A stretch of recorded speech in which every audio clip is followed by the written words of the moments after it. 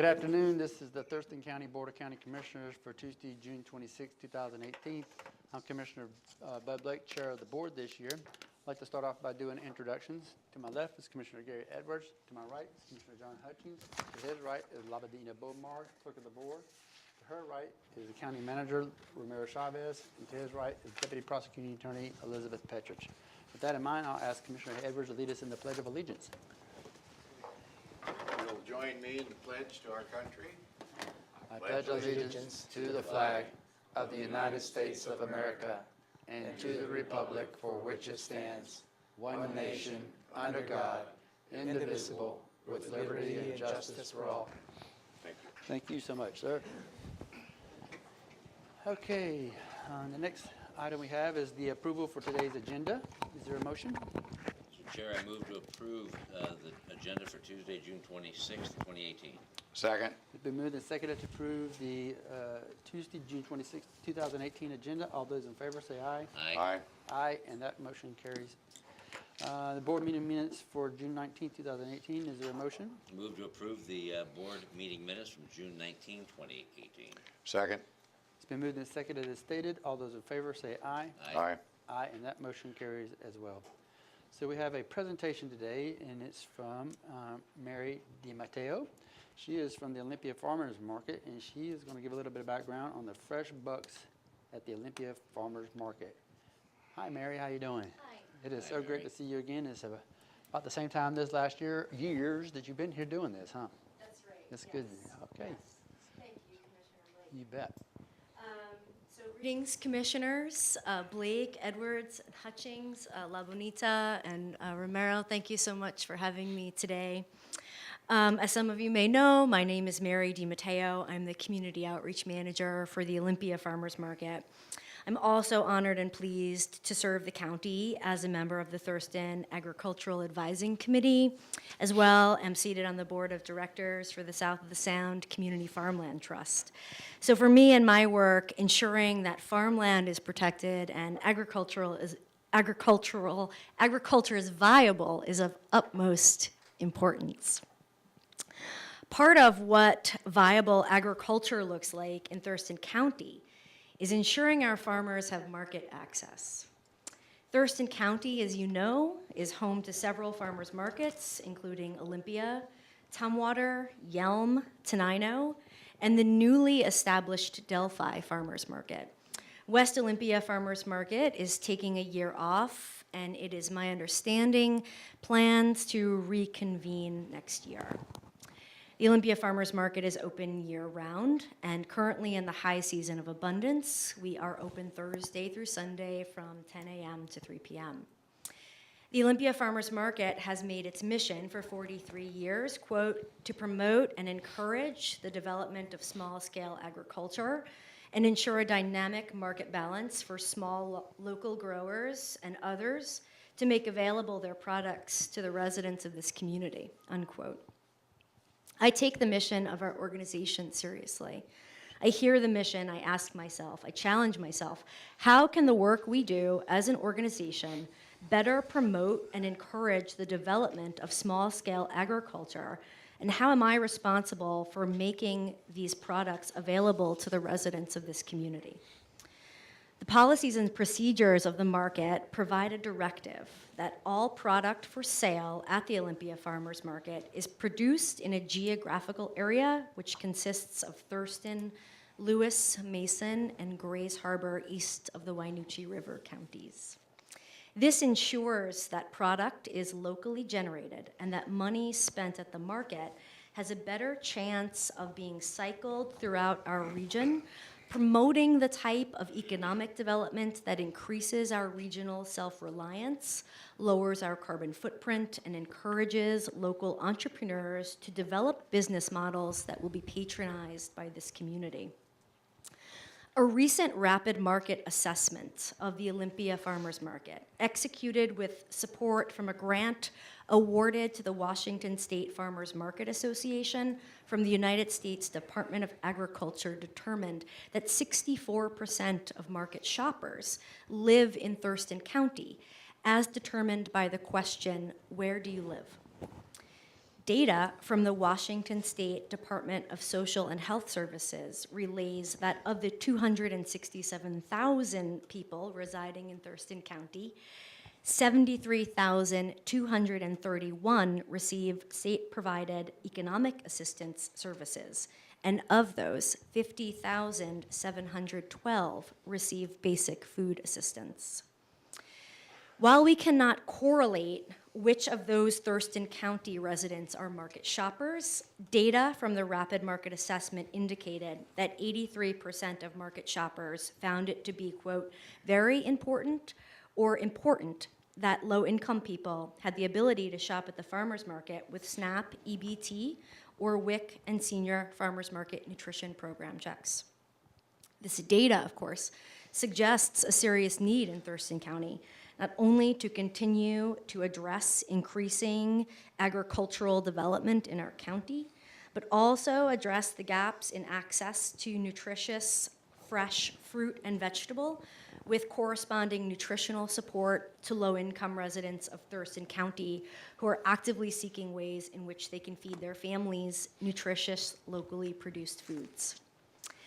Commissioners, when I stood before you here less than 1 year ago on August 1st, 2017, in your thoughtful recognition of National Farmers Market Week, the Thurston County proclamation proclaimed, quote, farmers markets preserve farmland and rural livelihood for farmers who choose to use sustainable practices, thus promoting sustainability within the community and supporting the local economy by bringing growers of fresh produce together with hungry crowds of consumers, unquote. Commissioner Hutchings, if you recall, during that same meeting, you were very astute in inquiring with me about the United States Department of Agriculture's grant known as the Food Insecurity and Nutrition Incentive Program Grant, or FINI grant. At that time, the FINI grant was for me, and please pardon my pun, a dangling carrot in front of me, just slightly out of reach, and a most certain motivator in consideration of the data compiled as a result of the rapid market assessments.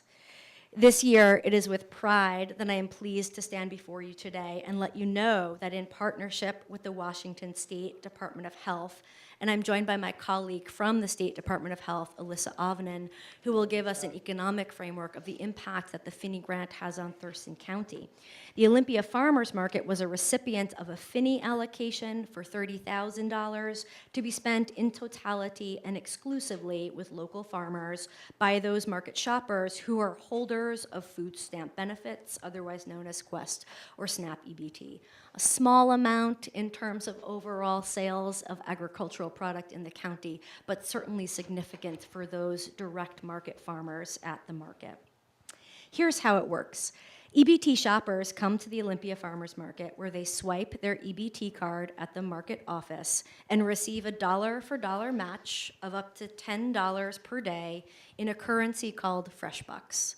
Fresh Bucks can then be spent with any market farmer for the purchase of vegetable, fruit, mushroom, fresh-cut herb, and vegetable starts for the garden. The program launched on April 7th, 2018, and to date, we have already had a tremendous response with over 800 total transactions and over $5,000 of distributed Fresh Bucks. This is coming to a market who receives about 1,500 annual EBT transactions, which is very high in terms of statewide farmers market averages, generating over $30,000 in annual EBT sales. Further, the United States Department of Agriculture's Farmers Market Nutrition Program, WIC and Senior Check in Thurston County, has a very high rate of redemption and generates over $45,000 in annual sales at the Olympia Farmers Market. The United States Department of Agriculture has calculated that the overall economic impact of one SNAP dollar spent at the farmer's market generates $1.79 into the local economy. Commissioners, I am proud that our county has made it to the ranks of eligibility in a national program, that our county supports and values farmland preservation, agricultural development, small business incubation, and food access programs, making local nutritious food available to all of the demographics represented in our Thurston County. On behalf of myself and the Olympia Farmers Market Commissioners, I thank each of you for your support, and I look very forward to welcoming the residents of Thurston County to our many farmers markets. And I will introduce Alyssa Avonen from the Washington State Department of Health, who again will briefly frame the economic impact of the Finney grant in Thurston County. Thank you again. Hello, Alyssa. Hello, thank you so much for having me, and thanks to Mary for setting up just an amazing summary of the Fresh Bucks program here in Thurston County. So Commissioner Hutchings, I'm glad that you prodded Mary to look into the Finney grant because we at Department of Health were fortunate enough to receive actually the largest award in the country, a few years ago. So In the country? in the country, yes. Oh, wow. So in April 2015, we received just about a $6 million grant from the USDA, highly competitive, and still to date, it's still the highest. Congratulations. One thing to note there is that we actually require, well, the USDA requires a dollar-for-dollar match. So along with getting the $6 million from the feds, we at the Department of Health, our partners in the farmers markets and some of the grocery stores are showing another $6 million in local and state match, which is incredibly significant. Yeah, it's great to be able to boast about our state to other grantees and other folks that really come to us quite frequently, seeing what some best practices are here in the state. So the Olympia Farmers Market joins the ranks of other Fresh Bucks markets around the state, of which we have about 90 offering these incentive programs. So in the first year, 2015, we had about 48 farmers markets offering the incentive program. So we've almost doubled that amount in just 3 short years. So we're really excited. And I am gonna rattle off some numbers. I don't have a visual for you, but just to give you a sense of what we're talking about in terms of dollars and cents from a statewide impact and seeing how that could and will translate to an economic impact in Thurston County. So in the first 3 years of the Finney grant, we've had just over 73,000 SNAP transactions at participating farmers markets, which is pretty good. And that's translated into $1.6 million of SNAP and Fresh Bucks dollars circulating back into the farmers markets themselves. And like Mary said, for every SNAP dollar that's spent at a local farmers market, $1.79 filters out to the local economy. So USDA has this incredible modeling formula that shows that. So by that measure, in Washington State, in just 3 short years, there's been an impact of over $3 million from an economic perspective as a result of the Fresh Bucks program. So we're excited to see how those numbers increase this year, especially with Olympia Farmers Market being one of the largest in the state, and really just seeing these numbers bolster and making sure that the SNAP clients here in Thurston County are able to access the program. So with that, wanted to keep it brief and open it up to questions if that's allowed. It's allowed. Yeah. Yeah. You know what, you had a question or comment of Alyssa or Mary? Nope, I think you're doing a great job. Thank you very much. Thank you. A comment and a question, maybe 2 comments. I'm thrilled to hear that. I really am. That's just invigorating. That there's, especially locally, 800 transactions thus far? Thus far. Thus far. Thus far. That's beautiful. Yes. And the question I have, though, is the Delphi market Yes. is new. Correct. I did not know about it. So where is it? When is it? And how often is it? Do you know? It's on Delphi Road at the old Delphi Schoolhouse, Uh-huh. and I believe it's Saturdays, and I do not know the time. I want to And- say it's 4 to 7 because I drive by it. Yeah. It might be Fridays. I don't know. We'll And look how- into it. How for fresh you. is it? How recently did it open for the first time? I think just last year. Just this- Yeah. Last Last year, year. 2017, the last part Oh, of good the year. grief. Yeah. Okay. So, I want the word to get out yeah, that that community is being served with a farmer's market. That's Yeah. beautiful. That's definitely. how it starts. Exactly. All right. Thank you both very much, and thank you very, very much what you said. I have a question for Mary. Yes. What you've seen since you've been at the Olympia Farmers Market, one significant thing that stands out in your mind that you could just tell the general audience and the public here that you could relate to in terms of the farmer's market? Is there any significant change for the number of people or types of foods, or just anything that comes to mind that you could share with us? Yeah, great question. Thank you, Commissioner.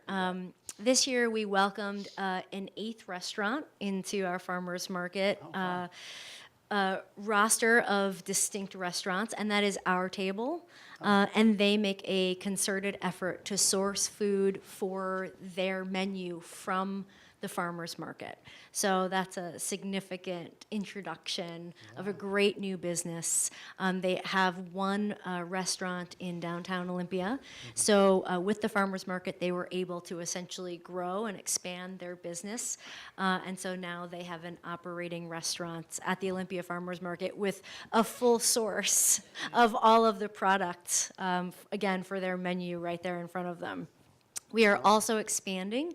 We're working on a project to pilot with the Port of Olympia to actually increase the market's footprint in the southwest corner of the market by the introduction of a few new food carts that we're going to trial to see the impact that the introduction of new businesses will have on the existing businesses.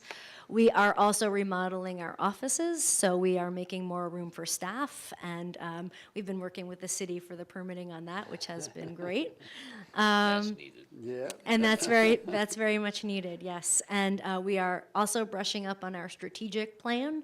And then we are also armed with this body of data, which we received, again, from that rapid market assessment, which showed us that the majority, and I believe the number was 36% of shoppers, are spending $40 with market businesses.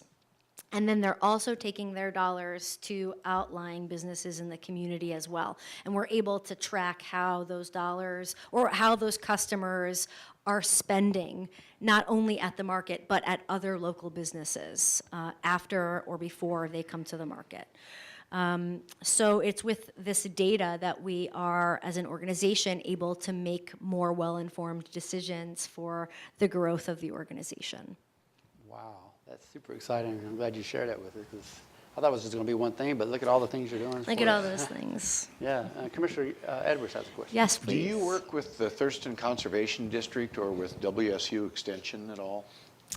That's a great question. I certainly consider TCD and WSU Extension partners and collaborators. And one project to note, Commissioner Edwards, is a current partnership and cooperation with WSU Extension to do a customer survey to again collect data from market shoppers regarding their interest in locally grown and processed foods. So we're looking to collect data that WSU can then utilize as it goes, say, for some type of federal grant in order to, again, continue to grow the local food system in its next phase, which I think is going to have a lot of concerted effort on food processing. Well, we're back over here. So. This isn't a brilliant question like my seatmates had. The restaurant down there is Our Table? Yes. Our Table. And they're using all the local stuff there from the market. Yes. To include the oysters from that shellfish farmer that has their stand that has all the oysters? I don't know. I'm sure at one point they may come up with a dish that includes oysters, but you can rest assured that Evan and Fran are still shucking on site. Oh, I know they are. All right, thank you. Thank you, Mary. Thank you, Alyssa. Yes, Thank thank you you so again, much. Yeah, commissioners, very much. You bet. Come on back next time. Thank you. Fantastic. So the next item we have on the agenda is the opportunity for the public to address the board. And before we get into that portion, I'd like to read some of the guidelines here. And so we welcome any comments from the public at these meetings. And however, there's some guidelines that govern the comments to ensure that we are fair and balanced, and everything is kind of on par as far as being televised. So speakers are limited to 3 minutes to address the board. Meeting attendees cannot donate their time to another person. So when you come up, we like to hear your thoughts individually, and but we understand that you could have 3 minutes back to back telling one story through 3 different people. That's quite all right. The board reserves the right to restrict a person's opportunity to address the meeting for good cause. And we'll make sure everything is in good order. We do not want any kind of lewd or offensive comments that would seem reasonable. No comments that are commercial in nature to promote a for-profit business. No comments that are inflammatory, hateful, discriminating, or defaming. And remarks about land use permits or similar matters could be eventually become part of the Board of Appeals. So we might, I don't think there's any right now, but we kind of hold off on those and redirect those so that it comes to a normal process. And so, Commissioner, if I may, an additional, there will be no comments related to any candidate for or against during this time. oh yeah, for electioneering kind of stuff too. So, all righty. So with that in mind, I have the list. It's the first come, first serve, and the 3 minutes are up here on the right. And when you come to the podium, I ask you, for the record, the public record, say your first name and last name, and generally tell me where you're at from in the county. And then if anybody wishes to come up here and did not sign in, just give me a second. Once I get through the list, I'll call you forward just by raising your hand, and we'll get you up there, okay? So the first person I have is Mr. Tom Rutledge.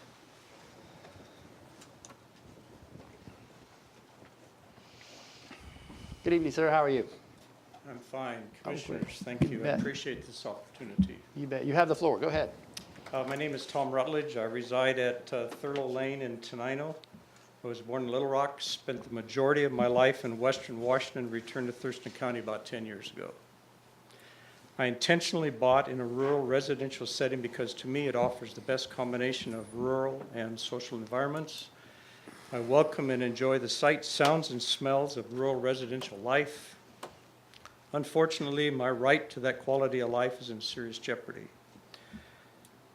This is referencing property on 143rd Avenue, known as Hillside Farms. Since purchasing the property, the owners have routinely and repeatedly committed violations with no meaningful response from the county. Consequently, the neighborhood is concerned that over time, the multitude of illegal activities will be accepted by authorities and will, for all practical purposes, become legal. I really don't know which is more distasteful, property owners allowed to willfully and freely ignore county health, fire, safety, land use, and environmental regulations, or county management actively working with the owners to ensure the illegal activities become entrenched. For this to occur, one of two situations will need to exist. Either the county has no real interest in enforcing their own regulations, or county staff is eager for the owners to be successful in their drive to establish a fully functioning commercial event center and corporate retreat on property zoned rural residential. The county cannot claim ignorance, as the neighborhood has been very active in making authorities aware of this situation. The following violations have been well documented and beyond question.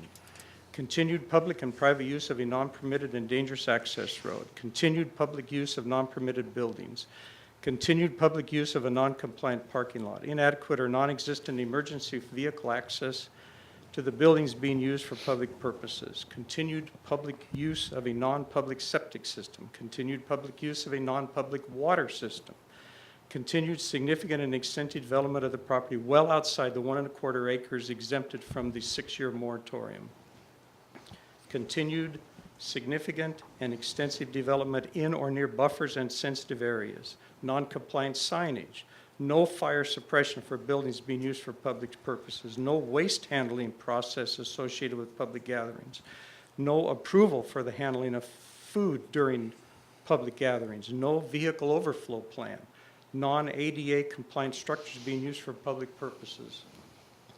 I am unaware of any significant action taken by the property owners to address any of the above violations. Sadly, thus far, the county appears to me to be content to merely send notice letters to the owners and accept money for permit applications as a demonstration of good faith, and the events continue. Over the last year, I have provided the county with a lot of information, thinking we had the same goal of demanding compliance, but it is now easy for me to believe we have been working at cross purposes. If compliance is not the goal, and if the county has no intention of enforcing its own regulations, please let me know so I can stop wasting my time and accept that there is a greater force at play here than the rule of law. Thank you. Thank you for your work today, sir. Next, I have on the list Wendy Rutledge.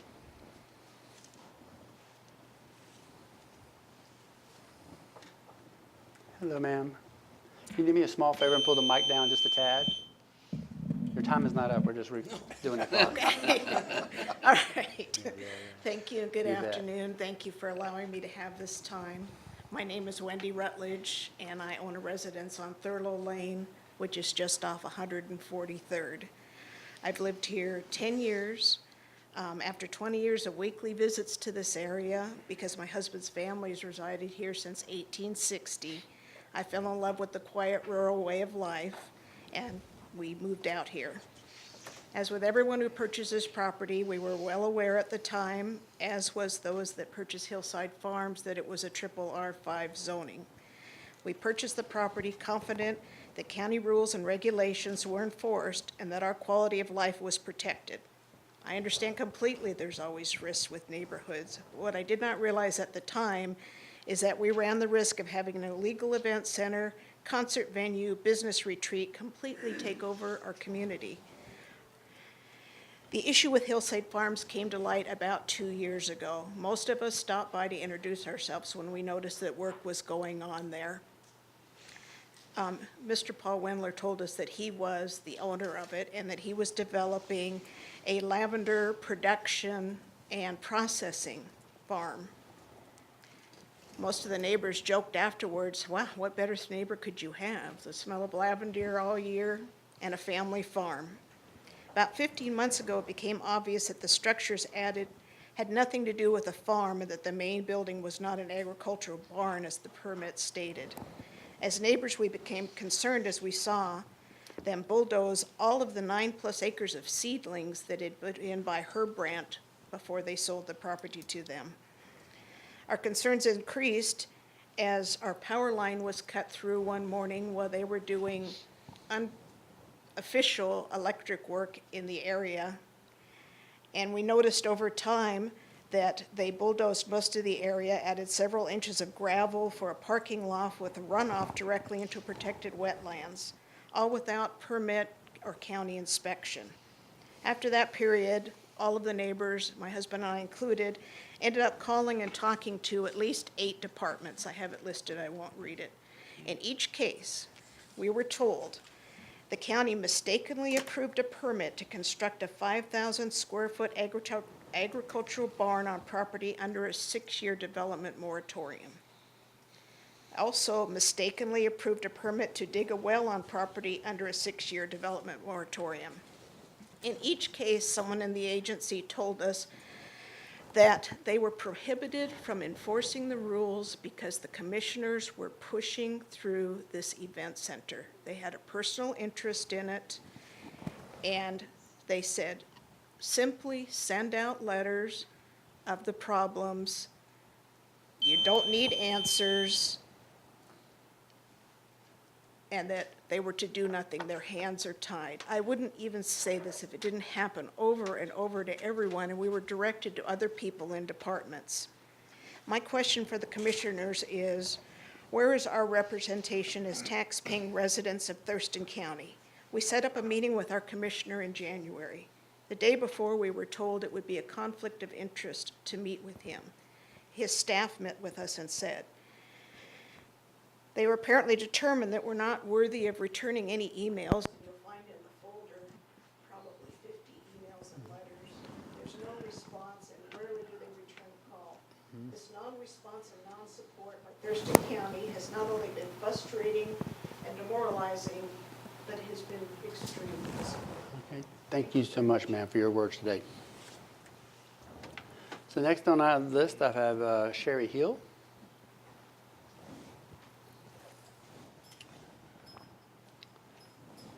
Hello, Sherry.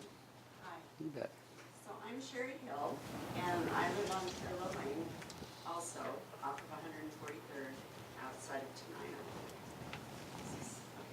I am concerned about the activities on the property adjacent to Thurlow Lane neighborhood on 1120 143rd Avenue Southeast Tenino, known as Hillside Farms, which advertises as a venue for weddings, conferences, and concerts, accommodating up to 200 people. Susan. Owned by Also Requisitions LLC and the DeGuys Partnership in Rochester holds the deed of trust on the property. Mr. Paul Windler is the person communicating with Thurston County Planning and Environmental Health regarding permits. The 9.54 acre property was logged around 2013 or 14, followed with a 6-year moratorium for building on the property because of the forestry designation. And that moratorium excludes 1.25 acres, which is the footprint of the previous house, yard, and garage, which burned down years ago. Development is allowed on that 1.25 acres. The problem is that development has occurred on nearly all of the 9.54 acres with an initial permit for an agricultural barn.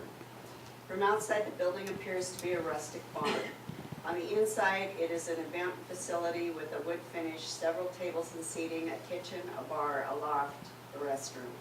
There are 2 nicely finished buildings for people to prepare for the events, which were indicated as being sheds. These are not agricultural buildings by any means.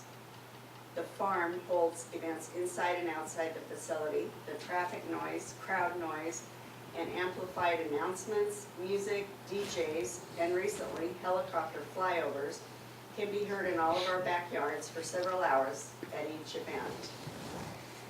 The noise and increased traffic are quite disruptive to our normally quiet rural environment.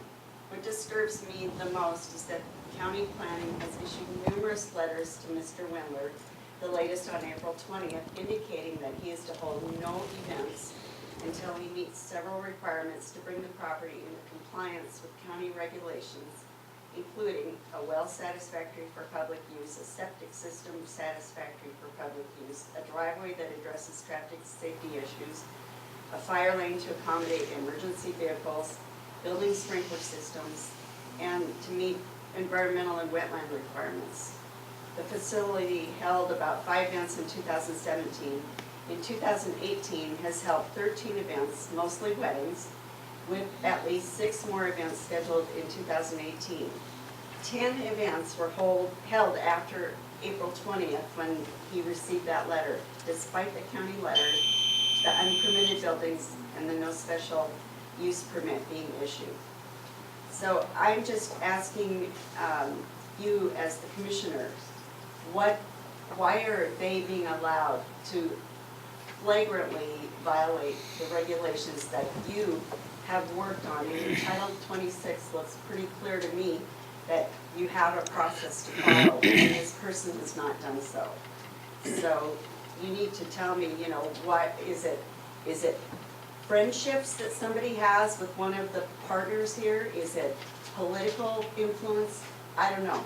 But we, I think, deserve just as much respect. Thank you for your work today, ma'am. You bet. So, yeah, sure. Yeah. You be sure she gets your comments over here. If you want them. Yeah, since they didn't make it to the media. She was heard. You could hear over the thing.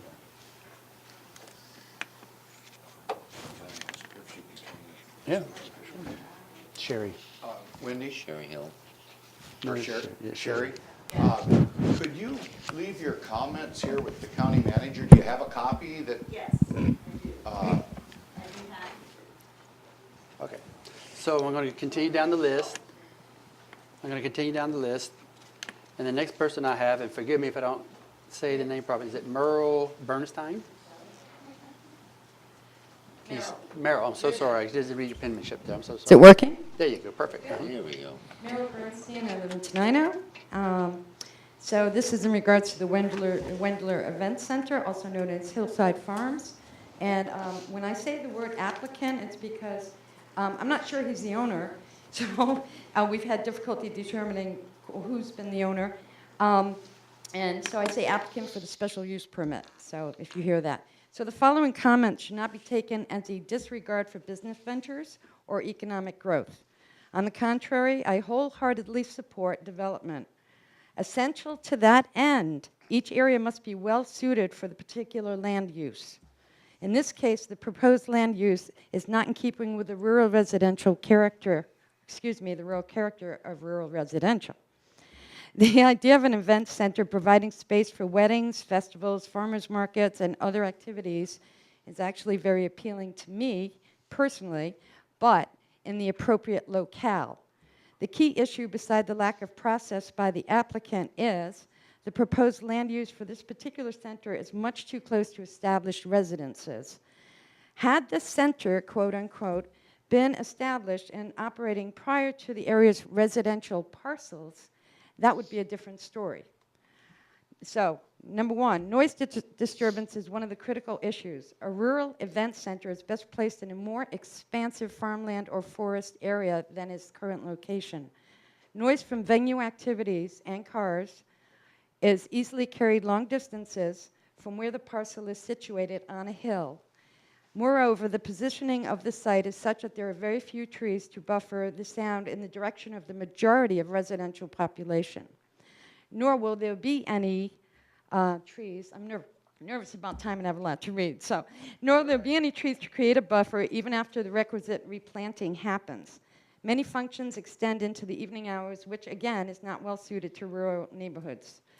It is possible, if not likely, that as venue activities grow and get more exuberant over time, there will be a substantial increase in noise and traffic. Noise has a huge impact on the quality of life here. Property values, number two, diminish due to the noise, traffic, and activity from ongoing event functions. Prospective home buyers seeking a quiet rural setting will be deterred. Number three, based on the site plan that came with the notice of application for the SUP, there are 25 parking spaces with 4 occupants per car, reference to the TCC, and a few disabled spaces. The site plan, if adhered to, can manage space for a little over 100 visitors maximum. The event center website states the ability to accommodate 200 guests. A gathering of that many people, with or without music, exceeds the largest family reunion held in the area. And reunions might be an occurrence once or twice a year, if at all. Noise is inherent in an event center, and there's no getting around that. Number 3 or 4. Oh, shoot. Yeah. And I have about 5 more, so let's skip it. A quick wrap up. So, yeah. Paper comment, okay? I want to say something about the bicyclists, though. Okay. So there's hills and curves on these roads, and even I, who go slow because I know the bicyclists take up the whole lane until they hear a car, this will be a liability for the county, especially the amount of traffic and the bicyclists prepare, as well as pedestrians and runners. Okay, last wrap up. Thank you for the extension. Okay. Last, yet certainly the most important point, though you, the county commissioners, may have put a directive out that county development is a priority, if it is done at the cost of proper procedure and at the expense of the landowner, as in this case, it can greatly impact your overall job performance, perhaps the next election, based on the fact that property rights were of top priority precedent to you. When considering all the issues citizens have raised about this event center, including a grave lack of process, I would be so bold as to venture a guess someone on the commission personally is gaining from this center at our expense. I'm sorry for that hard-hitting comment. Thank you for your time. Thank you, Marilyn. You're back. Could you want to hand us paper copy to? Sure, not a problem. Okay. Next I have on the list Mr. Ken Koenigke. That's okay. Hello, my name is Pull Ken. the mic up just a tad for me. That good? My name is Ken Kornke, and I live on 143rd, west of the event center. And I watched it built. I thought that it was a barn and somebody was going to come behind it and build a house. And it was operating before I knew whatever happened. So I did come up here and I reviewed the entire folder to see what was taking place. And I want to commend the staff here that it was very clear that they were very detailed on the requirements that need to be met in order for this to take place. I also was glad to see that one of the staff asked, if this is a home-based business, where's the home? There is no home. A few years prior to this, he put in a request, Paul Wendler did, to build a 3-bedroom house. Well, that never happened.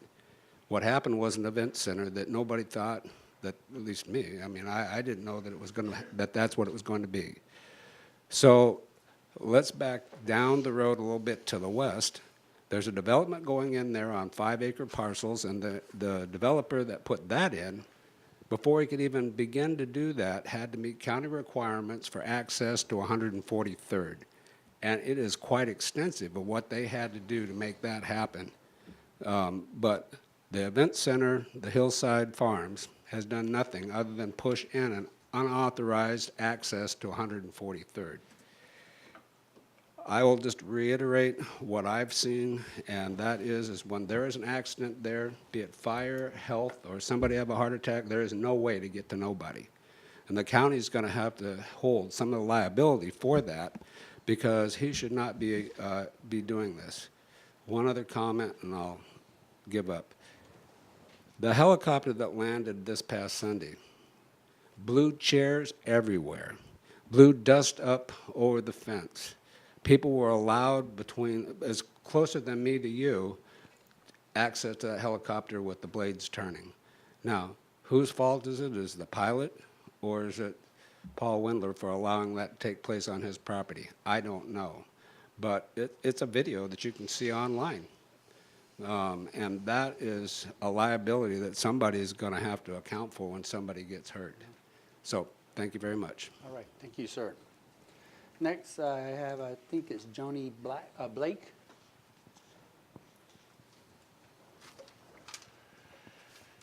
Hi, Joni. Hi, thank you for listening. My name's Joni Blake, and my husband and I own a farm across the road from Hillside Farms. Fortunately, what we have is a real farm. We raise Charolais beef cattle and feed for the animals. It's been a real disappointment to see what's gone on over at Hillside Farms, because from the very beginning we were lied to about what was going on there. And I'm sure that after hearing some of the comments you have about the place, I think my cows and the pigs would appreciate having a bar and a kitchen and bathrooms in our barn. So maybe I need to upgrade without a permit, a proper permit. I don't think you guys realize how this is going to affect us in the future. I've seen farmers all over the state of Washington lose their ability to farm because people come in next to them and stop them from farming. They don't like the smell of the manure, they don't like the smell of the cows, they don't like the smell of the pigs or the chickens. What's going to happen the first time Mr. Wendler has a wedding there right after we've applied manure to the fields? Do you have an answer for that? Why is this happening? Do you have any idea what the traffic on 143rd looks like? Both of you policemen, ex-policemen, know what the 143rd is like. We have no shoulders. We have Wendler getting out with his guys, putting signs out that say, road work ahead. He's been told that they're illegal. He's got untrained flaggers who become aggressive if you try to drive in past his thing. We have on Sundays, Saturdays and Sundays, bicycle clubs that use the road. We have it be a main route into Tenino so that you don't have to go under either of the railroad overpasses, so any oversized loads have to go that way, anything big. And you have him putting in an unauthorized driveway, which is against law to change the driveway, and he's still allowed to do it and use it. I don't think that you understand the depth of the disgust that we have for the way the county has handled this already. And it feels like that our hands are tied and that we write all these letters and we get no response. You can't even get a recognition that you got our email. And then to be told that maybe somebody on the commission is friends with Wendler and that's how he's getting away with all the things that he's doing. He's become mean and aggressive to the neighbors, to the point where my husband is saying, no, don't say anything more because he's going to retaliate. He's going to retaliate. And I don't think that we should have to live like this.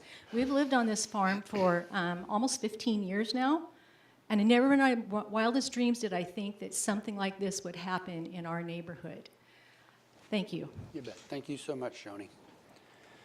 Next I have on the list, is it Lisa Moyer? Moyer, I'm so sorry. Oh, okay, I'm so sorry I didn't see the penmanship there. Okay. You bet. Hello, Lisa. Yeah, you have the floor. My name's Lisa Moyer, and I'm from County Defined 07E2. I have some questions on the neighborhood adjustment, and I'm going to read them to you, and then I'm going to give you a copy because it'll take y'all a little while to figure out, to get me some answers. And I'm going to start with, is all of Rochester area the same on the neighborhood adjustment rates? Do you know? In different neighborhood areas, 07E2 and so on. Do you have the same neighborhood adjustment rate? Are you just ignoring me now? Why is there a difference between a stick-built and a manufactured home? And why is manufactured home neighborhood rate higher than a stick-built? Why, when owners have two parcels, home on one, and the other land, which has own identity and a pole barn, is adjusted at that higher neighborhood rate? That's discrimination to me, plain and simple. Why my pole barn at 1.5060 when my neighbors that border all of my property are stick-built homes and they are at a 1.1300? There's a big discrimination there. Why have I not received the paper that I have requested from your assessor office for the mathematical equation on how this neighborhood adjustment is formulated? Because back on this day here, in 2005, you guys called it statistical methods are used in both producing value estimates and testing appraisal results. Fairness and equity is maintained by comparing the appraised values to actual sale prices on a neighborhood basis. And then we go back into 07, Thurston County employs a market calibrated cost approach to value property. The cost model is mathematical formula, and that's all I'm asking is to see, because I don't trust anybody in the county, and I just want to make sure my numbers are correct. Why are manufactured homeowners taxed at a higher neighborhood rate when they are in 06E2, which is the wetlands, and they are at a 1.6500 on a mobile home? Could it be because the assessor can't tax that 60% that they have declared wetlands, and they have to make up that money somewhere else? Number 9, why is the assessor allowed to misrepresent the true and fair market value? As we all know, that this is not even close to true and fair. Discriminating is what it is. Neighborhoods are a neighborhood, and I like mine, but now I'm getting not to like it. And when in same 07E2, there should be one adjustment, as the assessor office is playing both sides of that fence, telling me my mobile home is real. And if it's real, then it needs to be taxed as a stick-built home. And that's discrimination on all accounts. Now, so I can do my research. That's fine, I knew I was gonna cut short. But in closing, here's your guys' questions, so I'll give them to you. I'm going to just ask you to come around the podium and hand it to. And these 361 manufactured homeowners that your assessor so kindly presented, I'm notifying every one of them on these rates. Okay. If you live in Grand Mound Way, you're at a 1.07, or 1.700. Thank you, Lisa, for your You're words. welcome. You bet. And I appreciate that call I got back, too, just so you know. Two of them. Mr. Robert Lamy. Did I say that correctly, sir? Yes. Okay, good. Phew, okay. I'm always, come on up, and I'm going to need you to raise the mic. Yes. You bet. You have the floor. All right. Hello, my name is Rob Lammy. I live at 14020 Thurlow Lane, Southeast. Just like many of my neighbors here, we're adamantly opposed to the unlawful activities that are going on to the adjacent property. I'm a lifelong resident and taxpayer of Thurston County. I'm here to convey my sincere concerns about that adjacent property and the issues that it causes to our neighborhood. This business is located at 1120 143rd Avenue. The operator of this property and the unofficial spokesperson is Paul Wendler, as you've heard. I say unofficial because his business, Picasso LLC, was actually absolved last year by the Secretary of State's office. Quite interesting how that works when things are convoluted with multiple layers of LLCs. Our neighborhood has countless issues with the individual and all of his illegal activities on the property, Hillside Farms. What is really concerning to all of us is that we have been in direct contact with the county for over 2 years about this property and all the countless illegal activities going on there. It's absurd. You, the county, unfortunately have done nothing to require Wendler to stop his illegal activities. In fact, you have continued to support his activities by resetting the clock each time after he misses every deadline to come into full permitting compliance, which I find interesting. Why have you, the county, been so discriminatory towards all of the community, all of us? I mean, this is a fraction of us. You continue to not be transparent. You continue to keep us out of the loop, uninformed about anything that's going on with Wendler's property. If there are any requirements at all, we're really uncertain at this point, unfortunately. Most importantly, to this day, we've seen nothing documented that Wendler has been cited or fined for his continued lies or illegal activities.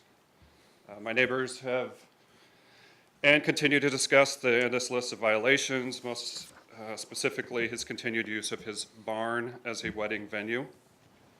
I'm not going to focus on a lot of the things that they have because I'm a professional firefighter. So I'm going to basically focus on my extreme disappointment in the lack of fire and life safety enforcement on this property. There's been none at all. Over 2 years after the fact. It's amazing. So obviously Hillside Farms is a high life hazard structure that requires both fire suppression and detection. The county notified Wendler months ago about this requirement that he promised to fulfill. Imagine that. To today, no sprinkler system has been installed, and I'm positive it never will be. The potential for extensive loss of life at this venue due to fire and significant vehicular accident is obvious and inevitable. 143rd Ave is a rural county road with no shoulders and often experiences drivers speeding in excess of 60 miles an hour. Wendler has been ordered not to use the non-sanctioned access road for large numbers of people. I'll finish up real quick. Yeah, this please is do. because Yep. it's positioned at the top of a hill with really no sight distance. It's only a matter of time before a significant multi-vehicle, multi-casualty accident occurs at this illegal access point. It's simply embarrassing to me and my neighbors that Wendler continues to completely ignore any requests made by the county, and he's essentially made a mockery of your lack of enforcement. Thank you. Thank you for your time, sir. Next on the list, I have Tracy Lamy. Hello, ma'am. Hello. Come on up. Yeah. And Might can have to lower it. Yeah, thank you. You guessed it. My name is Tracy Lammy, and I live on Thurlow Lane, just with my other neighbors as well. Sure. Our home is located in a triple R5 setting in a private cul-de-sac with a total of 6 homes that all have at least 5 acres to their properties. The reason why we moved to the rural setting was to enjoy the benefits of the quiet country living and get away from the constant headaches of city living in Olympia and DuPont. I'm a disabled Army veteran, and I'm a registered nurse. My husband and I have sent numerous letters and emails, as well as made several phone calls to several Thurston County offices to report the illegal activities occurring at Hillside Farms at 1120 143rd Avenue. It appears that it is operated by Paul Wendler. All of our legitimate concerns and complaints regarding his unpermitted barns and sheds and all activities occurring at this location seem to be falling on deaf ears with the county officials. A letter was sent to Mr. Wendler on April 20th, and he was told to cease all activities until he was in compliance. However, he continues to hold frequent events despite being out of compliance and unpermitted at his facility. At least 12 events have occurred in 2018. I completely concur with the comments made today by all of my fellow neighbors. I will not be redundant and repeat all of the technical violations they have presented to you. Instead, I will focus on an area that significantly impacts my life. The noise pollution is unbearable. We used to be able to sit out on our front porch and back porches and enjoy our peaceful setting of hearing chirping birds or an occasional lawnmower mowing a lawn or cows mooing. We couldn't even hear vehicles driving into our neighborhood. It was that quiet. Now, all we hear at Hillside Farms are the events having loud crowd noises of yelling, cheering, talking, amplified music and announcements for several hours at a time. At a recent event, the guests were actually shooting off handguns and rifles for a good hour and a half. This past Sunday, we had to endure extremely disruptive and loud noises of a chartered helicopter flying into and out of the venue, and this can be seen on their Facebook website for Hillside Farms. We now can no longer enjoy a quiet afternoon or evening outside due to the extremely disruptive and excessive noise pollution. We feel like prisoners in our own homes. And this noise pollution it impacts me being a disabled veteran, and I know that there are other veterans around in the community, and the loud noises of shooting and helicopters probably triggers several people of PTSD. The traffic is extremely disruptive. Mr. Wendler is using flaggers and roadwork construction signs to direct his partygoers into the illegal and unsafe driveway, even though the county told him he was not allowed to do so. The flaggers stand on the crest of the hill right near our stop sign, which causes extreme hazards for anyone driving down 143rd Avenue, since they are not very visible. The residents of the neighborhood have had to resort to adding towing and no parking signs to stop guests from parking on our private lane. We have had significantly more traffic turning around on our dead-end road, illegal parking, as well as random strangers walking down our roads during event days. According to the Code of Ordinance for Noise, it is, quote, a misdemeanor to unreasonably disturb or interfere with the peace and comfort and repose, end quote, of the adjacent properties involved. Why hasn't Wendler been cited for his continued disruptions, especially when he is not even allowed to be holding these events? Do you have any more pages? How many more pages? No, Just right now? Okay, go ahead. yeah, Finish your thought. one then. paragraph. Sure. Okay, go ahead. Sorry. Thank you. We as a neighborhood and tax-paying citizens demand that he be penalized heavily and forced to cease all activities on this property until he is in full compliance of all laws and regulations. In closing, we implore you to uphold the law and allow for a legitimate public hearing be held so that all of the concerned community members can give testimony against the illegal activities taking place at Hillside Farms. Remember, we are all constituents of yours, and our voices of reason and integrity need to be held above the voice of one, Mr. Wendler. Thank you for your time. Thank you for your words today. The next person I have on my list is John Alatsk. There you go, sir. Thank you very much.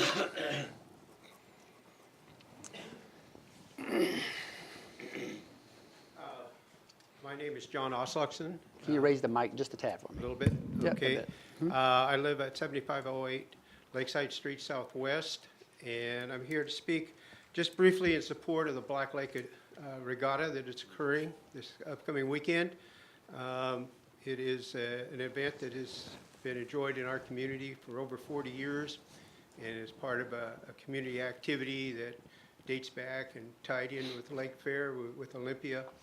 And I just urge your support of Lake Fair. And with the regatta coming in, it's something that our community really appreciates, and we ask for your support. It's another example of the multi-use of Black Lake. I serve as vice president of the Safe Black Lake community. We're involved in weed control, supporting activities of fishing, boating, and this is one of the areas where we do support the multi-use of the lake for the community, and we urge your support. Thank you. Thank you, sir, for your work today. So that completes the list that first come, first served. By a show of hand, is there anybody who would like to come to the podium and address the board? Okay, seeing no one, we'll move on. And today we're scheduled at 3 o'clock to have a public hearing from the Public Health and Social Services on housing and urban development. So we're going to take a look, continue the process for the Board of County Commissioners as you know it. But in the meantime, I'm going to do the public hearing and then come back to the Board of County Commissioners flow, if you will, the process. So just give me a second and I'll get us set up for the public hearing. And then, so as I said, there's a Public Health and Social Services, a public hearing on the 2018-2022 housing. What? I'd like to make. I want to make a Yeah. comment I before do. these people leave. Driving This me is, nuts. could you stick around and at least talk to us when we get done? Because this is not a forum for us to discuss. We're here to listen to you, and that's the best scolding. That's the best scolding and most justified scolding, I might add, that I've had since I've been up here on the bench. And I would really like to have more dialogue about this. As soon as we get done, we have to conduct our business. Yes. Okay. Okay. And I watched the helicopter landing online while you were talking, and it's shocking. I don't know, can't imagine the FAA would allow that. But anyway. All right, let's do this. Okay, so let's try again. Public Health and Social Services is conducting a public hearing. Hold on just a second, let me get you through this. Public hearing on the 2018-2022 Housing and Urban Development Regional Consolidated Plan and the 2018 HUD Annual Action Plan.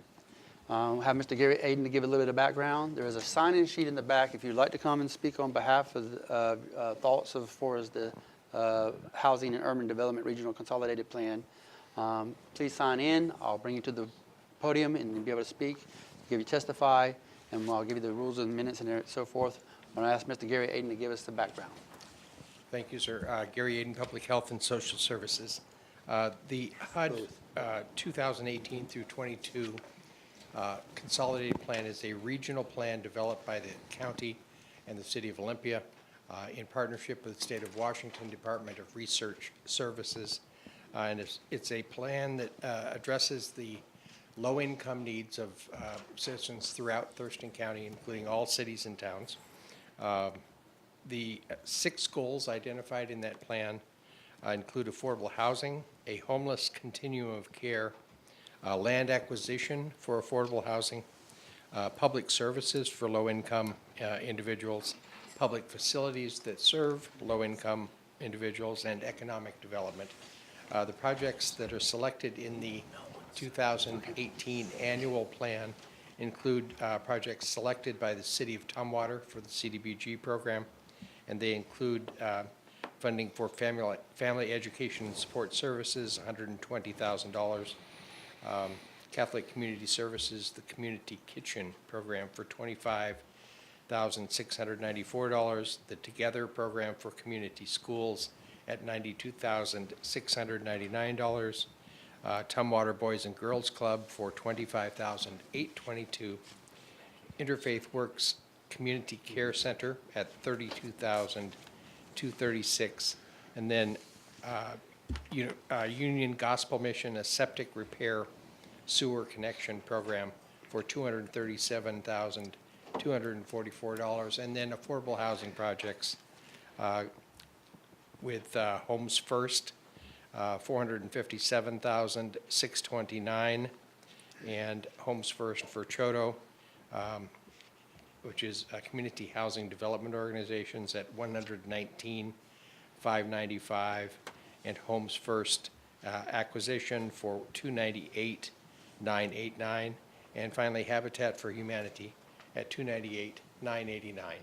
These projects will develop approximately 10 housing units for low-income individuals in the city of Lacey and throughout all of Thurston County. They'll serve individuals for the next 30 to 40 years. So these are long-term strategic investments. This is an annual plan process that this year focused on the city of Tumwater. Next year will be the South County area with the 4 small cities and towns and unincorporated county, and then the following year will be the city of Lacey. And we continue that rotation throughout the life of this plan. This plan again covers 2018 through 2022 and will invest approximately $10 million in federal money when it's all done. Our request today is you have a public hearing on both the projects selected for the annual plan and on the consolidated plan itself. Any questions, Gary? No, I don't. Thank you very, very much. That was very good. Sure. With that in mind, I'll ask if there's anybody signed in. No one signed in. Is there anybody in the public, by show of hands, would like to come to the podium and address the board on this particular subject? Seeing no one, all right. So I would ask if there's any no additional comments. Is there a motion to close the public hearing? Mr. Chair, I move to close the public hearing. Second. It's been moved and seconded to close the public hearing. All those in favor say aye. Aye. Aye. Aye, and that motion carries. And what is the pleasure of the board? Is to continue on as far as a motion or do further analysis? I have a motion. You have a motion? Is there a motion to adopt the resolution? I move to adopt by resolution the fiscal year 2018 Housing and Urban Development HUD Annual Action Plan and authorize the chair of the Board of County Commissioners to sign the HUD or HUD Form SF-424 and approve submission of the plan to HUD, and authorize the Director of Public Health and Social Services to sign the applicable program certifications and home and CDBG and subrecipient contracts, and amendments that do not change the approved dollar amount or duration of the contracts by more than 15%. Second. It's been moved and seconded as stated. All those in favor say aye. Aye. Aye. Aye, and that motion carries. Is there a motion for the consolidated plan? I move to approve the submission of the 2018-2022 Housing and Urban Development Regional Consolidated Plan to HUD. Second. It's been moved and seconded as stated. All those in favor say aye. Aye. Aye, and that motion carries. And with that, we'll conclude the public hearing. Thank you very much, Gary. And I'll return back to the normal process of the Board of County Commissioners. With that, just to keep everybody in check, I'm on this particular document right here. I'm in item number 2, where it's the county manager's update, and I'll turn to the county manager, Ramirez Chavez, to see what kind of updates he has for us. Yeah, a couple of updates for the document commissioners. Back in 2016, the Board of County Commissioners passed ordinance BT 308, and that is related to an emergency ban on discharge of consumer fireworks. And the statute states the county manager, after consulting with the fire marshal and other officials, as may deem appropriate, may prohibit the discharge of consumer fireworks during periods of extreme fire danger. The prohibition shall take effect 1 day prior to the date consumer fireworks are legally sold under RCW Chapter 7077. RCW 7077395 states on the 28th of June through the July 4th as when the legal sales of fireworks shall occur. I have gone through the process and checking with the fire marshal as well as with the emergency services director. And they have been in discussions with the Thurston County fire chiefs, and they have determined the low fire threats does not justify the banning of the use of fireworks on July 4th.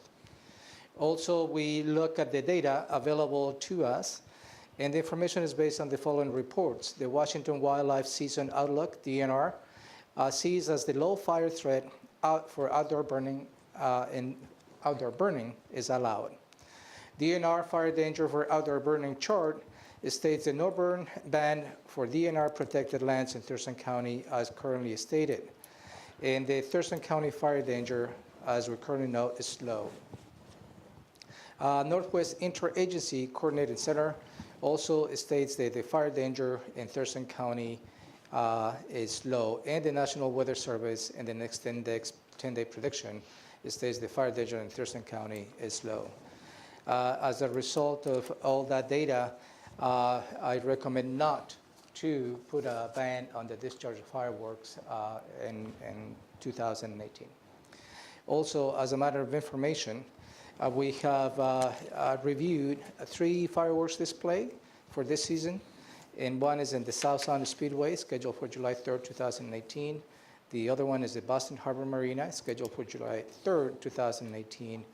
And the third is Lone Lake, scheduled for July 4th, 2018. We have also reviewed several locations for the sale of fireworks, which included one in Rochester, one along Young Highway, and 5 along Martin Way. So that is related to the fireworks discharge. Also, I'd like to give you in the public a perspective as to what you have done in the last week. On last Wednesday, June 20th, you had a briefing on the final regulation for marijuana producers, processors, and retailers, where staff presented you with options related to an overlay approach as to how you may consider permanent regulation for marijuana. Currently, we're operating under an interim marijuana regulation that currently expires in November 2018. You follow up with the staff this morning, and you determine that you would like to continue with the interim regulation with the intent all the 3 options of the overlay may be consulted with the Public Health and Social Services, as well as the Thurston Mason Behavioral Health organizations, to see if any of those particular options may have an effect on the health of the citizens of the county. Also, you review the utility rates, and we have several water and sewer utility rates, and you have agreed to move ahead with the public engagement and some of the rate increases proposed by the Public Works Department. And they have presented to you a public outreach plan, a communications plan, and they plan to implement that, including the budget for your consideration that you will be considering at the end of the year. Also, you reviewed the final draft of the strategic plan. You provided some good feedback to our consultants, and that draft is going to be available to you in the next couple of days for a final review. Last but not least, the American Planning Association, the Sustainable Communities Division, have awarded the 2018 Award of Excellence in Sustainability as a result of the Thurston County Climate Action Plan. And this is the second award that this particular plan has received in the last 2-3 months. So I will ask Allison Osterberg to come to the podium and explain to you what this award is all about. Hello, Allison. Hello. Good to see you again. Second award, huh? Second so far. There you go, more to come. And good afternoon, Commissioners. Thanks for having me here. I am Allison Osterberg, a senior planner with Thurston County's Community Planning and Economic Development Department. And I'm here today to present to the Commissioners our certificate for our Award of Excellence in Sustainability that is a national reward that the county received from the American Planning Association for the Thurston Climate Adaptation Plan. You'll recall we did a similar presentation for a different award we received from the American Planning Association for that same climate adaptation plan. We received 2 national awards, and this plan has actually received 3 awards right now, 3 major planning awards. Those are the 2 national ones. The one today is an award for excellence in sustainability from the APA Sustainable Communities Division, and that one goes to the county as one of the major partners on the Thurston Climate Adaptation Plan that we partnered on with Thurston Regional Planning Council. The earlier award was also from the American Planning Association and the National Association of County Planners, and that one was direct to the county as a National Award of Excellence in County Planning.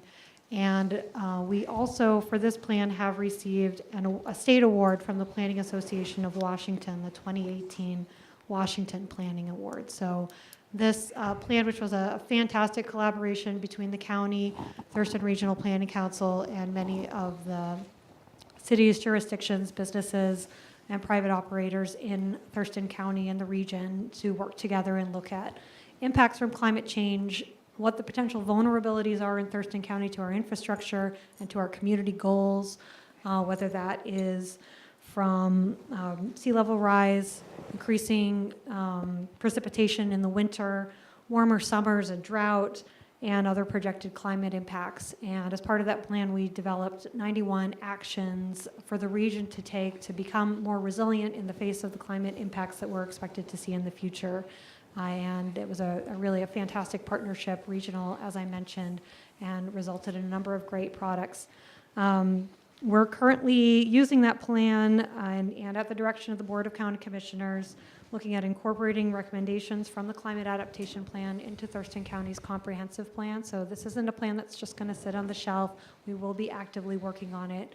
And as the board's aware, you're also involved in a climate mitigation plan, which is one of the next steps in that process, looking at the potential addressing our region's contributors to climate impacts from greenhouse gas emissions, and you have a briefing on that coming up tomorrow. So lots of great work that we've done, and this is just one of many of the forms of recognition we're getting, but also lots of great work that this county continues to be engaged in. Any comments of Allison? No, thank you very much. Wonderful to see that award. Thank you, Allison. Yeah, I applaud you and the many others in the CPAD department in terms of the climate change going on and being on the forefront of planning. My question is, did you have to go to New Orleans to get this one too, or? I didn't go to New Orleans for any of the awards. Oh, okay. Some of our partners with Thurston Regional Planning Council went down there, they collected the awards and then brought them back. Oh, okay, I back thought for you went, us. okay. I was here doing business Well, for maybe the we should residents of schedule you Thurston for a New County. Orleans tour, do you? Thank you so much and great job. Appreciate it. Thank you. Okay, anything else? Go ahead. I have a comment on something that the county manager talked about. Before we get too far from the fireworks piece, I would just like to give a reminder to all of our Thurston County residents or visitors here in Thurston County on July 4th that fireworks are still banned from any county park. And please be cognizant and respectful of all of the residents, especially our veterans, who may be highly sensitive to the discharge of fireworks, and of course our pets, all of our animals.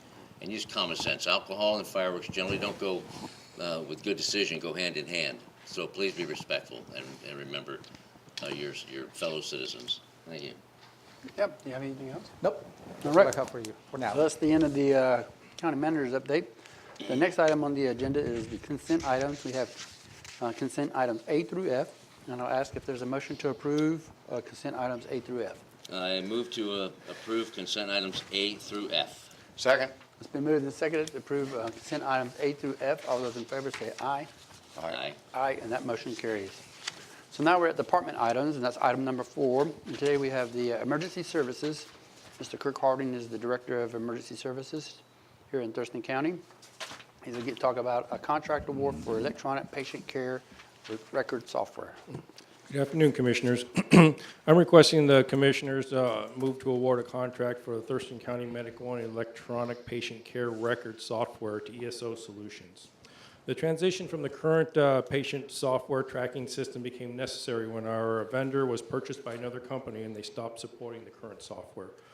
Thurston County Medic One went out to bid for this software contract in February of 2018. We received 4 proposals by various companies, by the 4 companies, and then this ESO Solutions became the apparent successful bidder.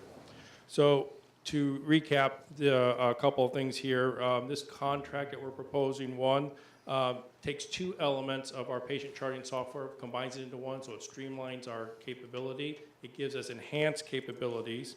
The initial cost for the first year is $103,985. We have budgeted $114,000, so that's a savings of just over $10,000. In subsequent years, the proposed contract would be a cost of $96,510. We budgeted $114,000, again, a savings of just under $17,500.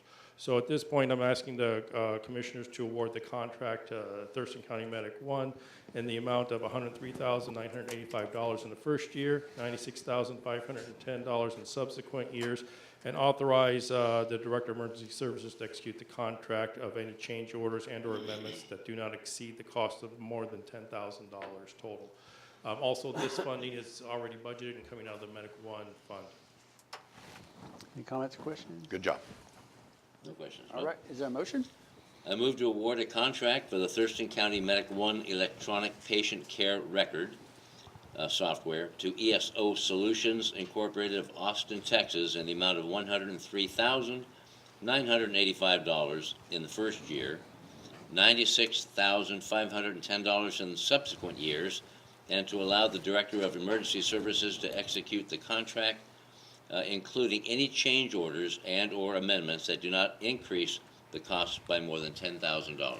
Second? It's been moved and seconded as stated. All those in favor say aye. Aye. Aye, and your motion carries, sir. Thank you. You bet. The next department item we have is Public Health and Social Services. This is item number 5, and we have Mr. Gary Aiden here to talk about interlocal cooperation agreements and memorandums of understanding for community development block grants, otherwise known as CDBG entitlement funds. Gary? Yes, sir. Thank you. Gary Aiden, Public Health and Social Services. This item today is an agreement required by the Department of Housing and Urban Development between the county and all cities and towns, with the exception of Olympia, to form an urban county group. This is to allow us to access federal CDBG, Community Development Block Grant money.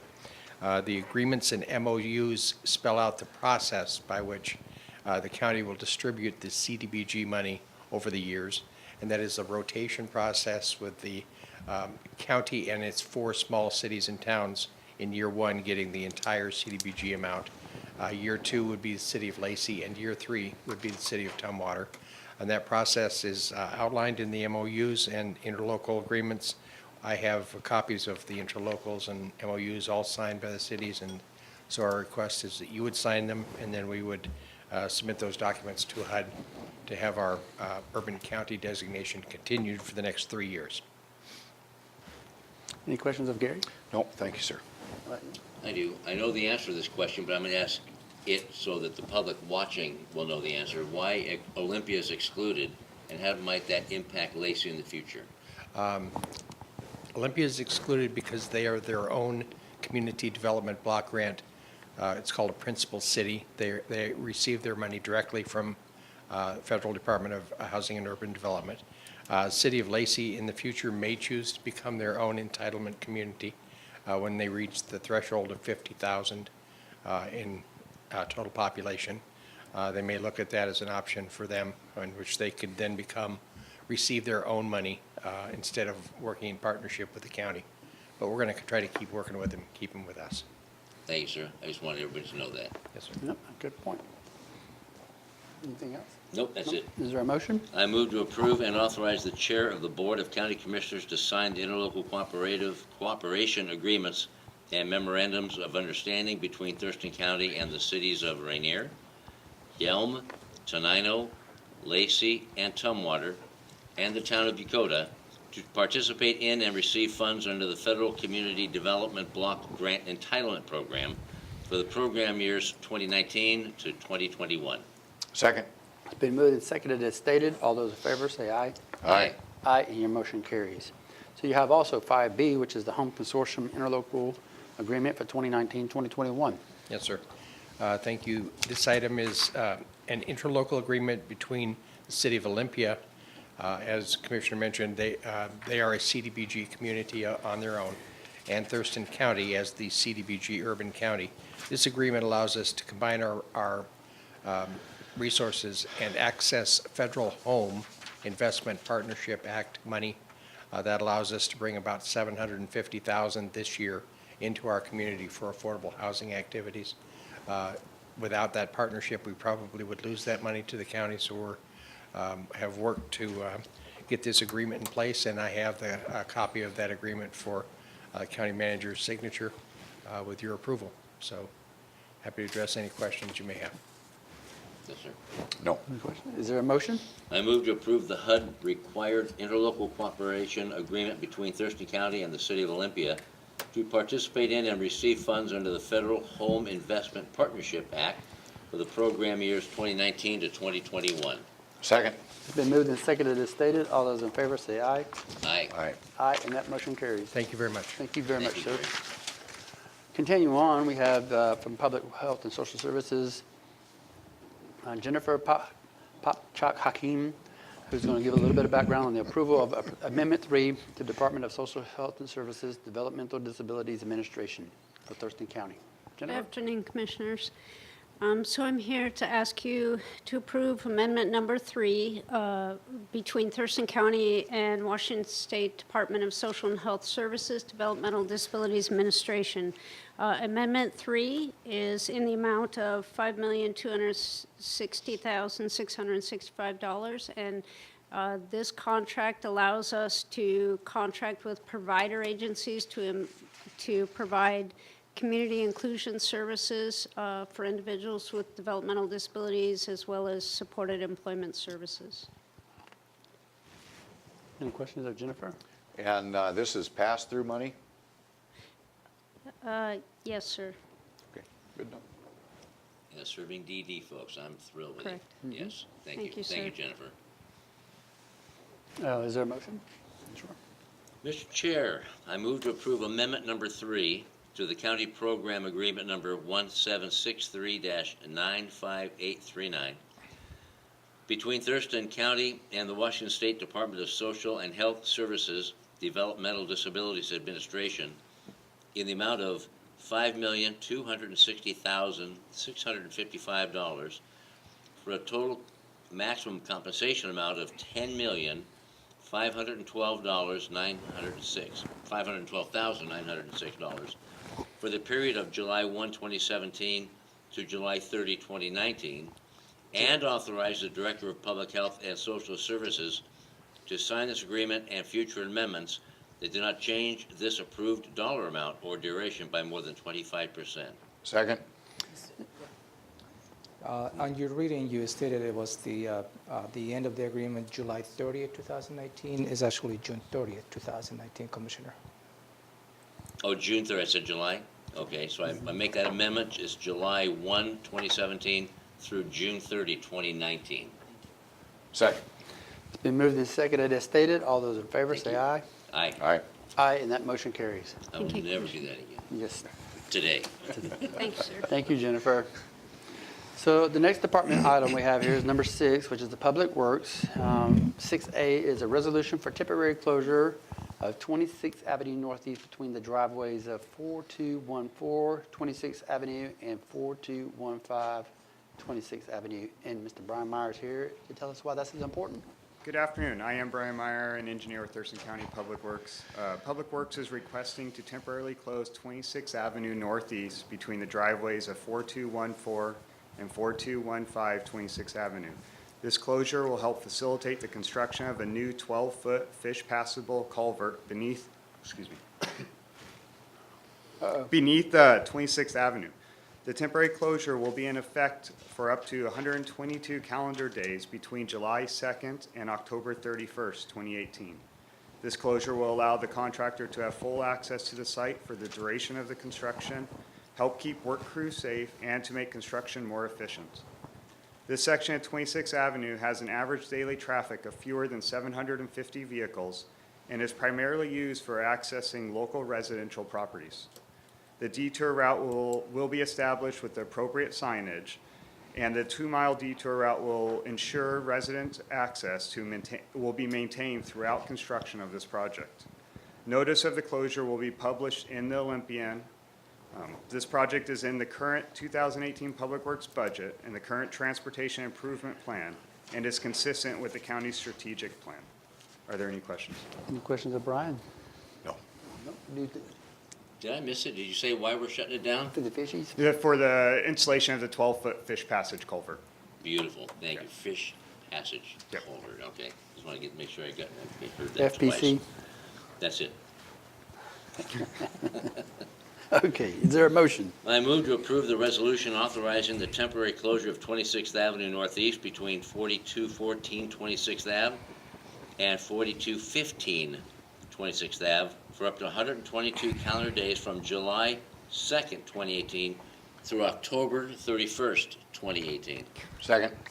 It's been moved and seconded as stated. All those in favor say aye. Aye. Aye. Aye, and that motion carries, Brian. Thank you very much. You have another one here for 6B, Yes. which is the approve the project prospectus and local agency agreement for the 2018 Highway Safety Improvement Program, CRP 61501. Is that correct? Yes. All right. So Public Works has received $1,287,000 in federal safety funding for our 2018 Highway Safety Improvement Program. Public Works is requesting permission from the Board of County Commissioners to execute a local agency agreement and sign a project prospectus with the Washington State Department of Transportation obligating $198,000 in federal design funding. The remaining funding is for construction, and staff will come back requesting permission from the Board of County Commissioners to obligate that funding at a later date. The design phase of this project will evaluate various locations throughout the county for the installation of rumble strips, guardrail, slope flattening, and illumination. This project is currently in the 2018 Public Works budget, the current Transportation Improvement Program, and is consistent with the county's strategic plan. Are there any questions? Any questions of Brian? No. No. No. Okay, is there a motion for this Yeah, let me find out where I am now.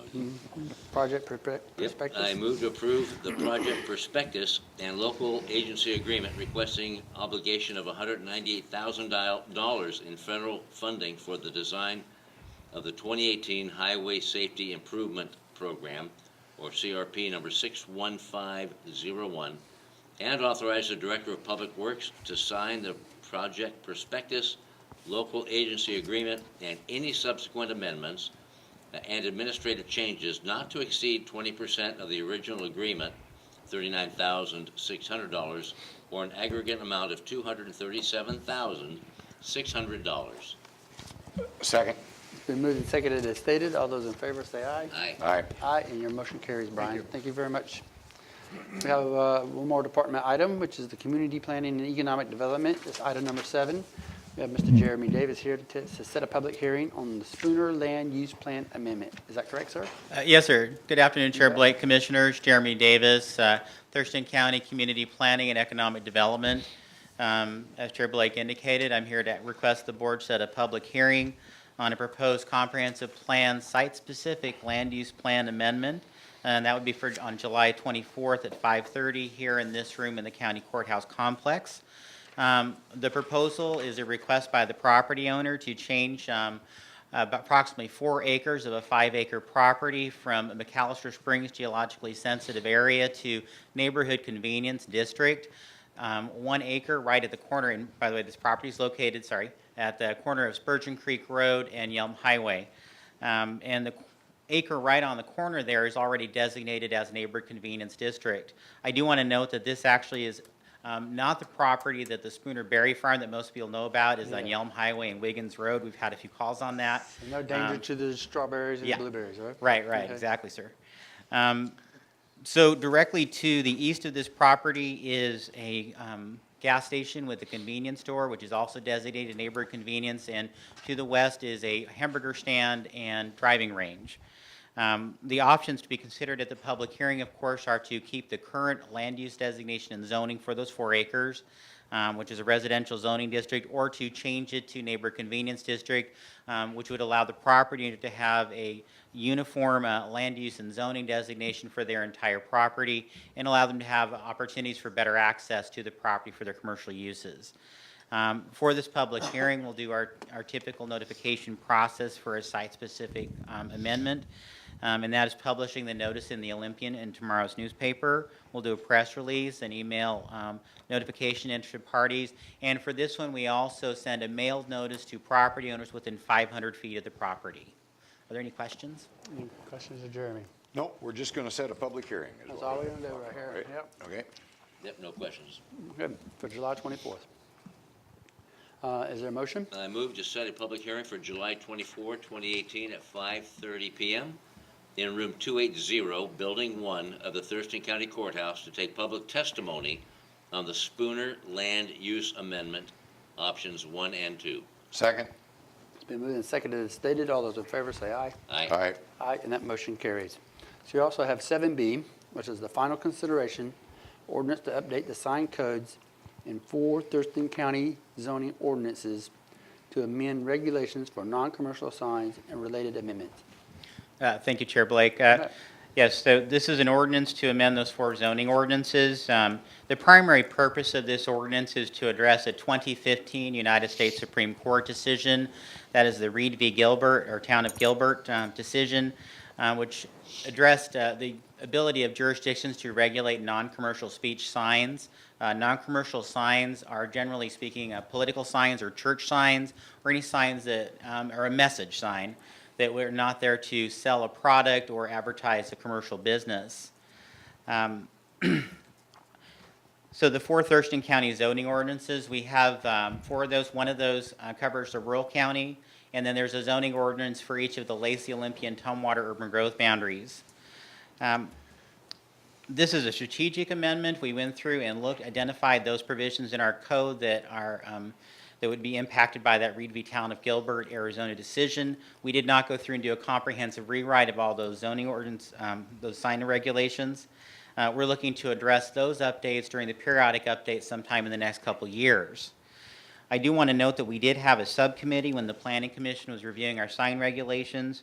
That included 3 planning commissioners, also Grace Kendall, the owner of Fast Signs in Lacey, Joyce Phillips from the City of Olympia, who's the city senior planner there, Craig Challam on our staff, and Tony Cantus from our permitting section of our staff.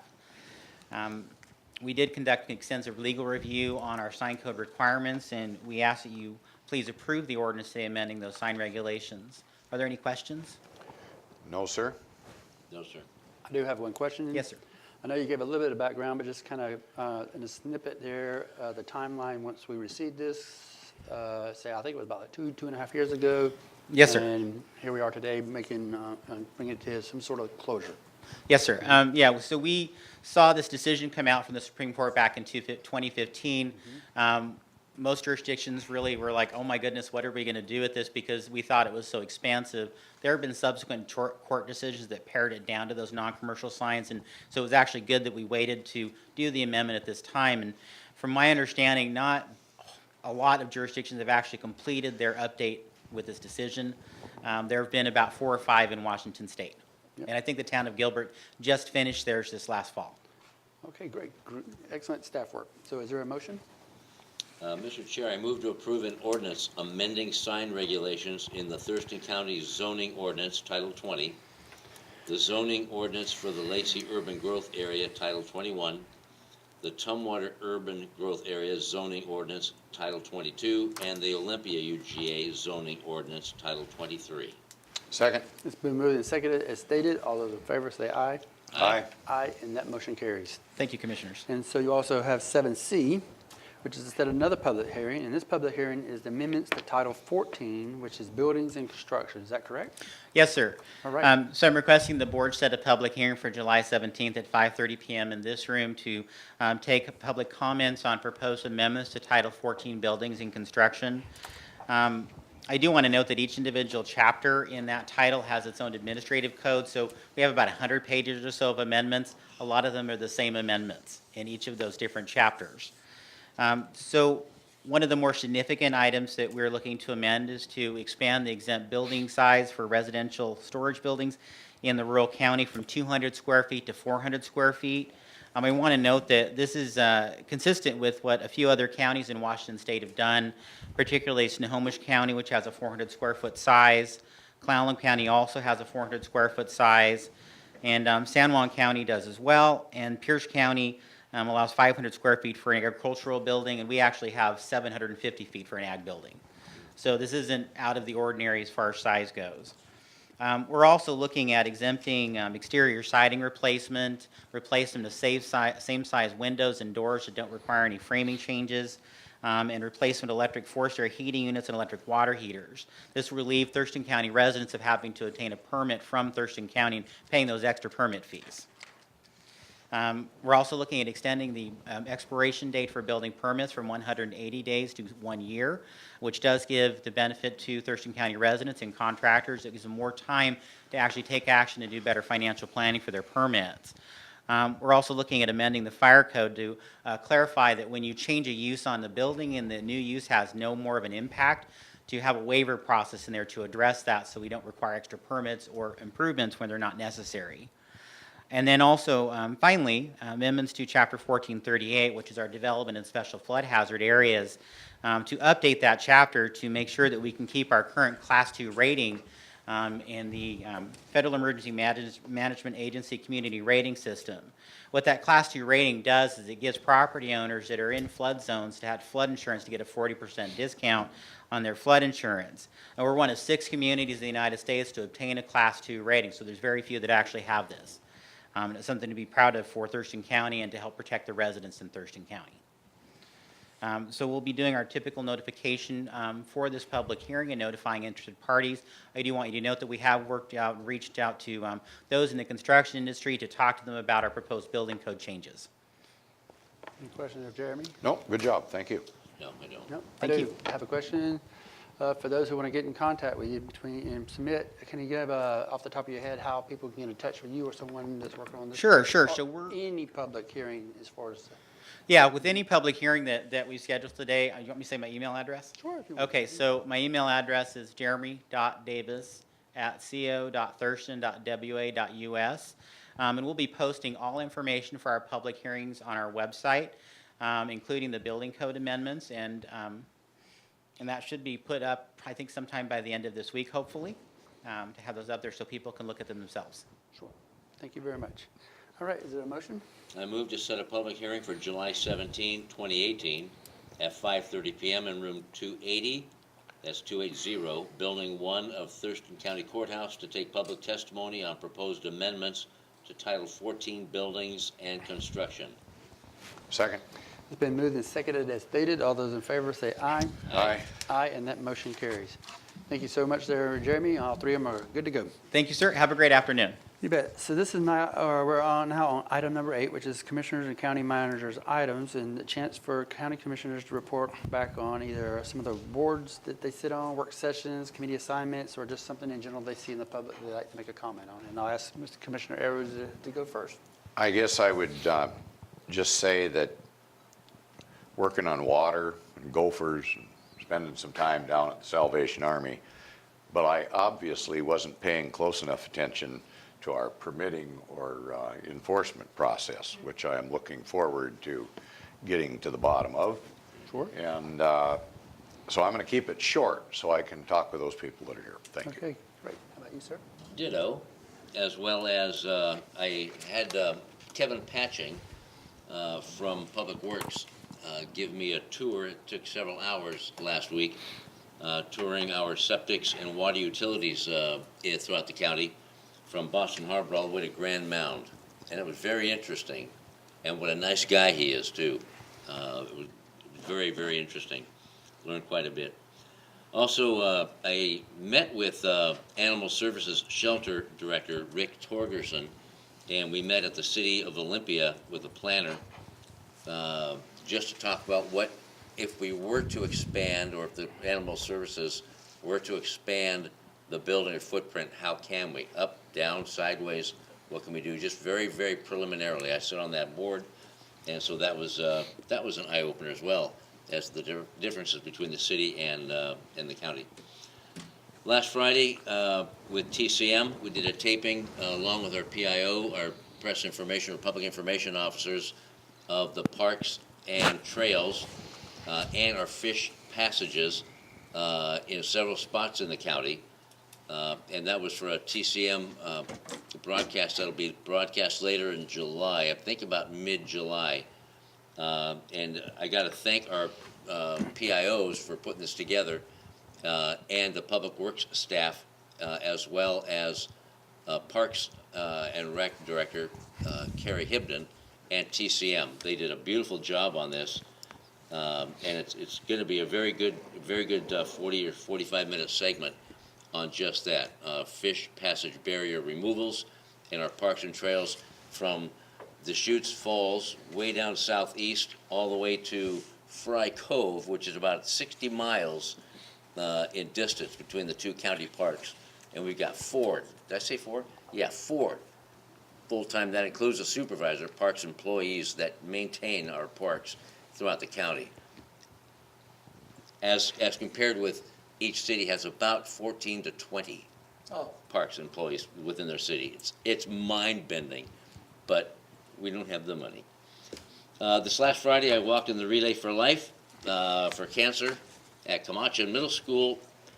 They moved it from North Thurston School District, and there must be a reason why, I'm sure. I was wondering last year, But it was packed with very limited parking, but it's a very invigorating but emotional thing to do and partake in. I was thrilled to see how many people were out there supporting cancer survivors, and how many cancer survivors, bless you, were out there walking as well. And then last night I sat on the tourism promotion area meeting. That's all the hoteliers getting together. What can we do along with the VCB, Visitor Convention Bureau? What can we do to enhance heads and beds in this county and get more activity down here locally in Thurston County? That's a fun group, by the way. You wouldn't think so, but it is. Thank you. Well, they're in the hospitality business. That's right. They should be having fun. They should, yeah. That's it, sir. Sure, Yep. sure. Well, my weeks was absolutely busy and eventful, but I'll just keep it short for brevity purposes. And talk about the Housing Action Team that we have under Thurston Thrive. It's one of the 8 teams that we have.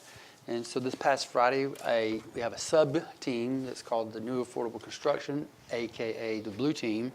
And we've developed, it's a kind of a think tank and a conglomeration of profit, nonprofit, and government, all sitting in this room right here on every second Monday of every month. And we think about things of how to incentivize the I'll say, crisis or some of the problems that are going on in the housing, and to include the tenant-landlord arena also. But we came up with a tool that we've been working on for the last year and a half, and it's kind of a funny name, but it is what it is in terms of we call it the HAM, Housing Affordability Model, and it's a tool that it helps to kind of ease the tension between the supply and demand of market rate housing and incentivize those who build market rate housing, which is going to be the private sector no matter what. There are some public, but most of the time it's private. And to bring them to the table and what we say, swing the hammer, because they can get out there and do what they do for a living and help out. And but this HAM backs the market down just a little bit so that you can have a little bit more supply, and people who can afford it can get in there and have a chance to be able to get into a home. We're moving this over to the landlord portion of this, where right now the vacancy rate is about 1% to 2% throughout Thurston County, and it needs to be around 7% to 10%, and really about 8% if you stop at a good stopping point, but 10 would work. That way you can lower or at least stabilize some of the monthly rental rates, because right now they're kind of going through the roof, if you will, and that's causing a bit of a dilemma in terms of homelessness or houseless, not a roof over someone's head, and that's what we're aiming at. So those are some of the things we work on the Housing Action Team. There's also a red team and a green team. I'll talk about those in the next time we meet, but yeah, it's been a very busy week. So with that, I'll turn it over to the county manager. Thank you, Commissioners. Let me walk you through your combined schedule for the next 2 weeks. Considering the next Tuesday, July 3rd, the Board of County Commissioners have been canceled. Yes, that's right, on 3rd July. And again, I usually walk you through a week in advance, and this time around will be 2 weeks in advance. Beginning on Wednesday, tomorrow, June 27, at 9 in the morning, you have a follow-up briefing on the Group B water systems. 9:30, you have the Thurston Conservation District system rates and charges briefing. 10 in the morning tomorrow, you have the Prosecuting Attorney's Office giving you the Civil Division report for 2017. 2 in the afternoon, you have an update, a briefing on the Climate Mitigation Plan. 3 in the afternoon, Wednesday the 27th, you have a briefing on the Security Camera Policy. And at 3:30 tomorrow, you have a briefing on the Homeless Housing Plan. Thursday, June 28th, at 9 in the morning, you have a briefing on potential policy on the infant at work. 10 in the morning on Thursday, you have your regular commission's check-in. I will develop and post an agenda related to those items that will be discussed at that meeting. And at 12, you have a luncheon with the leadership of the Chehalis Tribe that's going to be located at the Lucky Eagle Casino Restaurant. Moving on to next week, Monday, July 2nd, you have a regular meeting related to the Civic Center Courthouse project at 10 in the morning, and that will be in attendance with representatives from the City of Olympia, as well as all the elected officials here in the county. Tuesday, July 7th, again, the Board of County Commissioners in the afternoon at 2 o'clock has been canceled. However, you will be coming back here at 9 in the morning. Will you have the agenda setting? Will you be reviewing the agenda for July 10th, as well as additional items that will be part of your business? And the agenda will be published ahead in advance. Wednesday, July 4th, the courthouse in the county will be closed in observance to the Independence Day holiday. Thursday, July 5th, 9 in the morning, you have the Thurston County Family Justice Center. That's a briefing based on the tour that you had, I think some of us had maybe 3 weeks ago on the new building. At 10 in the morning on July 5th, you have a commissioner's check-in, and again, I will develop an agenda in preparation to that meeting. At 1 in the afternoon, July 5th, you have your regular Superior Court update, where the presiding judge will be coming and meeting with you and give you an update about their business. At 2 in the afternoon, you have a group of citizens that would like to provide you some ideas about the old brewery house located in Tumwater. At 2:30 in the afternoon, July 5th, you will have work sessions. They needs to be scheduled with specific items. Nothing on July 6th, nothing on Monday, July 9th, and then you'll come back here on July 10th, where you'll be having your regular board meeting as well as the Board of Health, which I believe is going to be canceled at this point. That's all I have for you. Any comments or questions, County Manager? Nope, I'm ready. Any comments or questions? No, sir. Thank you. Thank you very much, Romero. Yeah, I do have one comment, and it's for anybody who's listening here or on TV, radio, newspaper. All the things that the county manager mentioned, we have those meetings most of the time here in this room, in room 280.